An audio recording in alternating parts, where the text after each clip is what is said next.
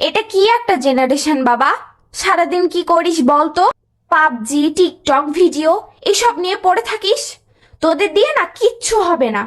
কি একটা যুগ আসলো, নষ্ট জেনারেশন। ধ্যাত, ভালোই লাগে না। এসব বলে বলে না কানটাকে নষ্ট করে ফেলেছো মা। একটিবার নিউজ ঘাটো, একটিবার ফেসবুক দেখো, সময় পেলে রাস্তায় যাও। সেই টিকটকার, ব্যাক বেঞ্চার বলছো না, বা ব্লগার আর পাবজি আসক্ত, সে নষ্ট ছেলেটি কতটা দেশকে ভালোবাসে একটু দেখে আসো।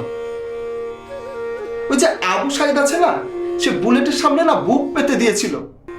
আর ওই যে মুগ্ধ, সে ফ্রিতে পানি সাপ্লাই দিচ্ছিল আন্দোলনকারীদের। জানো মা, ওরা না মারা গেছে, তার সাথে প্রায় 1000 খানিক শহীদ হয়েছে।